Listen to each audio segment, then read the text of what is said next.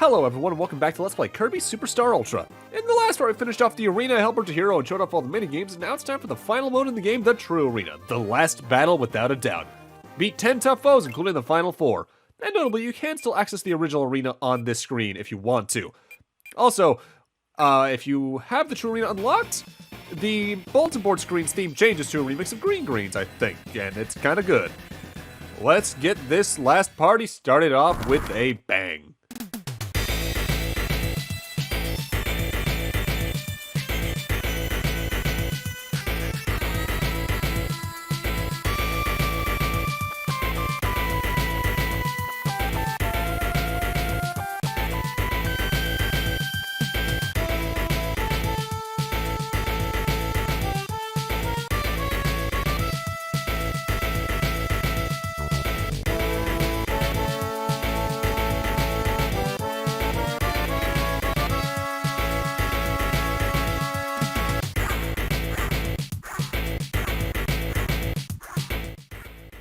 So like the main arena, you start off in this room and can get yourself a helper and a power of your choice. But that's where the similarities between this and the normal arena end. It's the shortest arena. It's only 10 fights, because it's all of the boss fights they added for Superstar Ultra. The first 6 bosses are fought in a random order. Wispy's Revenge, Lololo and Lalala's Revenge, Kracko Jr.'s Revenge, Kracko's Revenge, Kabula, and a new mid-boss boss gauntlet of the mid-bosses you only fought during Revenge of the King. Mr. TikTok, Grand Wheelie, Fan, and Fire Lion. With that said, we're handling this boss rush a little differently in that the last 4 of these bosses are always fought in the same order, and I'm showing all 4 of those fight at normal speed. Now, there are some more limiting factors about True Arena. For one thing, you're still given copy essences between every battle, but I believe one of them is always the sleep essence, so you really only have one choice if you want to have an ability that actually damages things. And you may have noticed by now, you don't get max tomatoes between these fights, you only get the base tomato. So you have much less healing reserves on the way. In some ways, this arena I do find easier just because it is a shorter marathon, but the lack of healing stuff is very prevalent. Plus, there's one boss fight, as you can see, that's just a complete genre change. Although, now I think about it, the Nova Core was in the normal arena, so it's not that big of a surprise, I guess. So now we get to start the last 4, which is comprised mostly of the final bosses from the 3 new campaigns. Starting off, we go into Mass DDD, then you go into Wham Bam Jewel, then Galactonite, and then you end off with a completely unique boss fight to this mode. These are probably where you're gonna have more runs and than not, if only because they are a notable difficulty spike over the first 6 fights before this. Thankfully, out of these 4 bosses, they start off with the easiest because Mass DDD is easily the easiest to stun out of all of them. In that a lot of the attacks in the game, be it a Hammer Strike or the fully charged Plasma Charge, can stun him and interrupt his attack pattern, but you still want to keep your distance and be careful. By and large, every True Arena in the series follows the same format where you fight a lot of the early bosses in a somewhat random order, then the last like 4 or 5 are in a set order. From memory, the only one that's an exception to that is Robobop, because I think that one's always set. With that said, I do think this is also the easiest True Arena in the series because it's also the shortest. The longest one from memory is 15 fights, and they tend to be around that length to begin with. 10 fights is the shortest, period. There's the Master Hand attack. Between the 4 bosses, I think Wham Bam Jewel and Mass DDD are obviously going to be the easiest, if only because you're used to fighting them with Kirby's moveset in some form, even if it's just like a helper variant of the moveset. Galactonite in the final boss, though, that's a different trial entirely because A, you're lacking Meta-Knight's heal for Galactonite, but also when you fought Galactonite, you were using a very modified sword moveset, which you might not be bringing into this. And your healing is limited to begin with. Galactonite is a Galacta-Nightmare. And kind of highlights in one regard, a part about the True Arena that can be really nightmarish. There's a lot of fights, if you lose your power, not only are you probably not going to get one you really like back again anytime soon, But some of the fights don't have a way to get a power back, like Galactonite actually does. When he does that shot from his shield, you can swallow it in. I believe it gives you the sword ability. But not every fight has something like that. Because I think the hardest part about any Kirby game is fighting the bosses if you don't have a power, because you have to rely on their own attacks to do anything. And because that also means you're probably going to get a little more stressed and more easily miss, it's rough. Galactonite, though, the reason I call him a nightmare is he's the most uneven boss in the True Arena, I find, because sometimes he's way more aggressive, sometimes he's a lot nicer in terms of the attacks he'll use, sometimes he won't do his super attacks basically at all. And if you have a helper minimally, while it does increase his health bar, he ends up targeting the helper for so much of the fight that you can just kind of get ignored, and that's the strategy you want to try and hope happens, like has happened here. The hardest part about this fight is just trying to make sure you also remember to use the guard, because, again, part of the thing with guard and me and Kirby is that in the games you have it, you tend to forget you have it because there's just so many other ways to dodge attacks.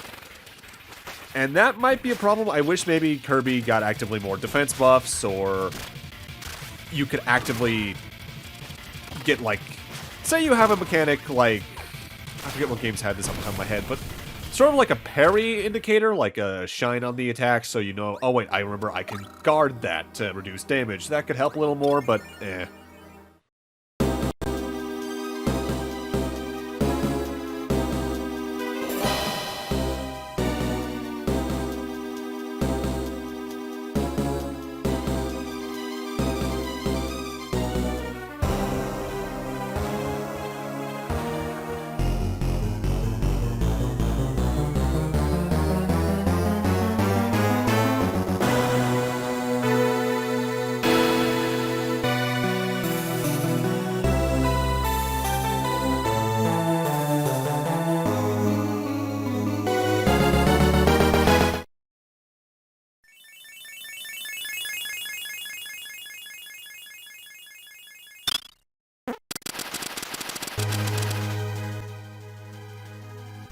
End of the arena is Mark's Soul. I believe this is the second time in the series they had a Soul final boss. I believe Dracia back in Canvas Curse had one as well.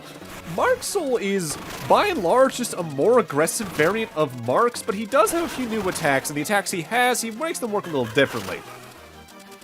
For instance, when he does that cutter attack, it does it twice in a row rather than one. You can inhale that for the cutter ability. When he charges up that little bomb he drops on you, that will automatically just explode at your altitude in like the first fight where it goes to the floor first. You can inhale that for the ice ability, by the way. He also will now often follow that up with the giant laser attack, so you need to get off the ground basically immediately. He occasionally will do this attack. This is one of the two new ones he gets, where he rains pink and blue down onto the floor. You can just, this one's one of the easiest attacks to guard, actually, because you can just guard and negate most damage.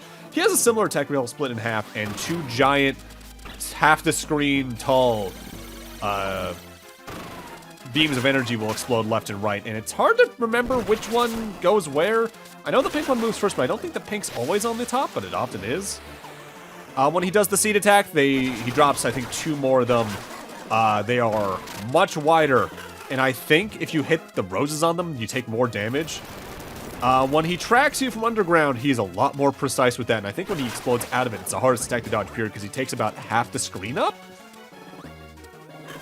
The attacks he does where he just homes onto you otherwise are larger, and I think come out more quickly.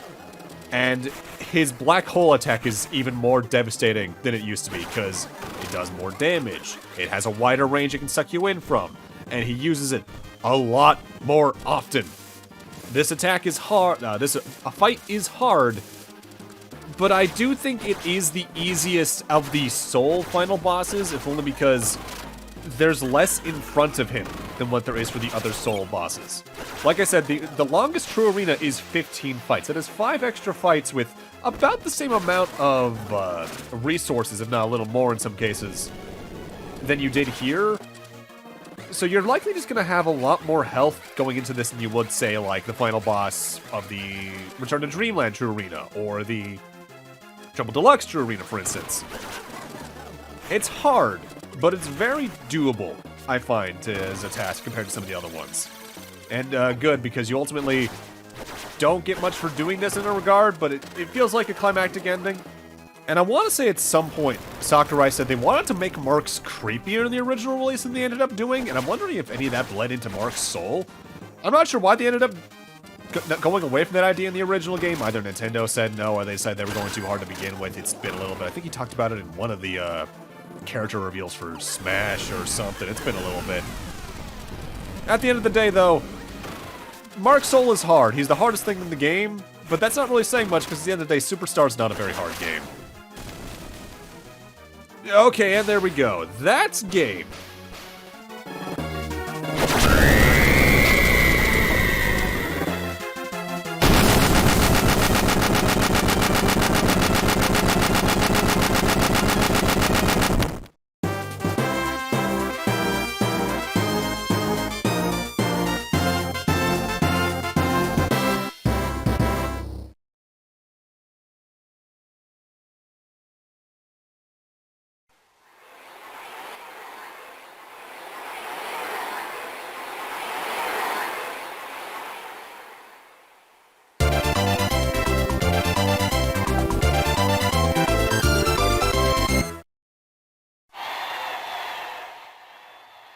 And completing every single mode in the game and 100%ing the ones therein, like getting all the copy essences in Milky Way Wishes and the Treasures in Great Cave Offensive, awards you the 100% marking. As well, it also gives you the last two videos, namely the Kirby Master and the blooper reel. Namely, this is the only Kirby game with a blooper reel, so let's actually head into the theater mode and take a look at that real quick, why don't we?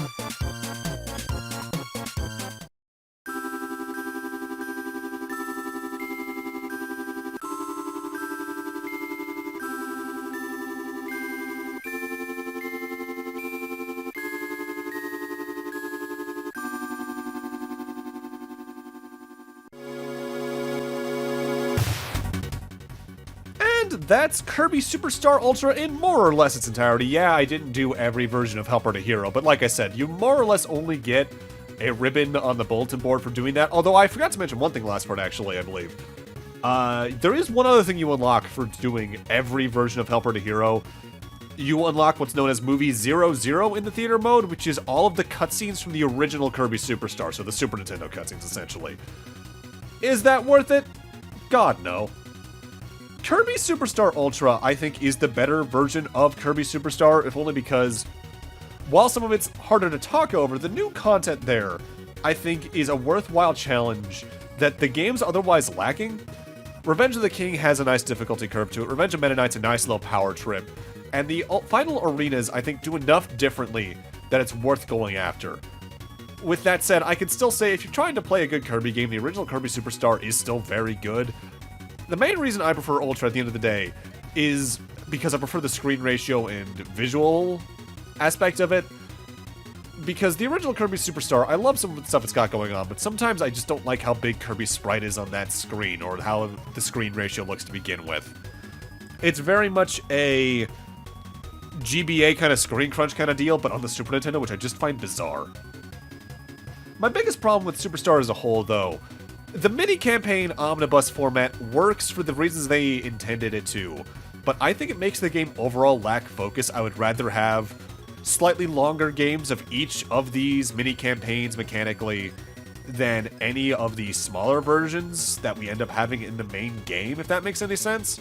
Like, I would rather have a full game of Great Cave Offensive that's not structured the way Amazing Mirror is. I would rather have a full game of Milky Way Wishes. I would rather have basically any of those. I can't say I would rather have a full game of Spring Breeze because that already exists.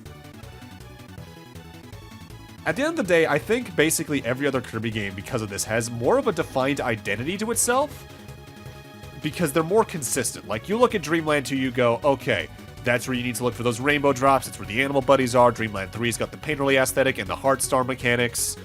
Superstar has a lot of mechanics, but it makes it too busy. With that said, it's still a Kirby game, so it's still very approachable, I find. It's just not my preferred Kirby game.